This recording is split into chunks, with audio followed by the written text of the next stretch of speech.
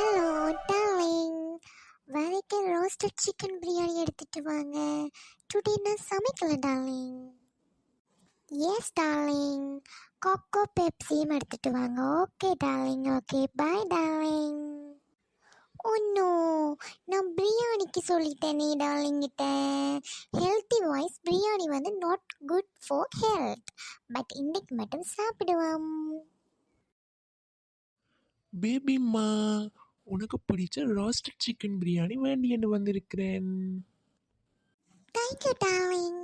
என்னோட மொட்டை டார்லிங் எப்பவுமே குட் தான். Love you darling.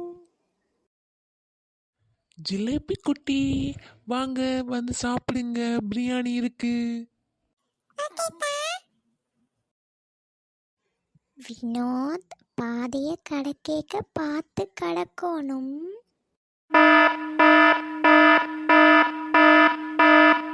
குட்டி பையா, குடு குடு கண்டு எங்க போற?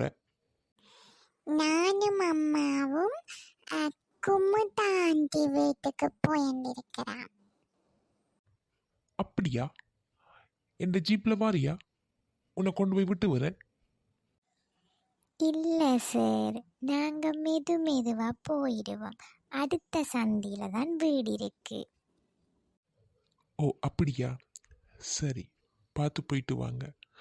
ரோட்டில் அந்த உங்களை பிடிச்சானே கள்ளன், அவன் ஜெயிலில் தான் இருக்கிறான். இவங்கள மாதிரி இன்னும் நிறைய பேரை கடத்தி வச்சு காசு கட்டி இருக்கிறான். சரி, நீங்கள் பார்த்து போயிட்டு வாங்க. அப்படியா சார்? அவன் சரியான கள்ளன் தான். என்ன விட்டுடாதீங்க, விட்டா ஊருக்குள்ள அவ்வளவும் தான்.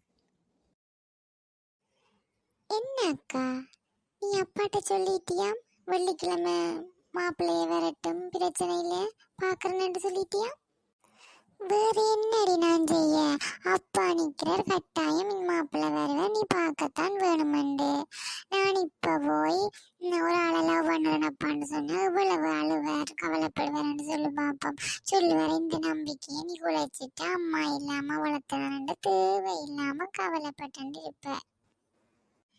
என்னக்கா சொல்லுற? அப்போ உண்டெல்லாம் அது தாண்டி மயிரன்ட்ட சொன்னேன். அவன் கொழும்பில் நிற்கிறானாம், இப்போ உடனே வரையிலாதாம், வந்து அப்பாவோட கதை கேளாதாம். இந்த வெள்ளிக்கிழமை மட்டும் சமாளிக்கன்னு சொன்னான். நான் என்னென்று சமாளிக்கிறது? மாப்பிள்ளைய பார்த்துட்டு அப்பாட்ட இந்த மாப்பிள்ளைய பிடிக்கல அப்படின்னு சொல்லி கொஞ்சம் கொஞ்சம் பின்னுக்கு இழுத்து போடுவோம். வேறு என்ன செய்யணும்? ஓமக்கா, நீ சொல்லு, எனக்கு இவரை பிடிக்கல அப்படின்னு சொல்லு. அதுக்கு பிறகு என்ன நடக்குதுன்னு பார்ப்போம். நீ யோசிக்காத, அங்கால வந்து கதைக்கட்டும். என்ன ஓமடி, என்ன நடக்க போதோ கடவுளே.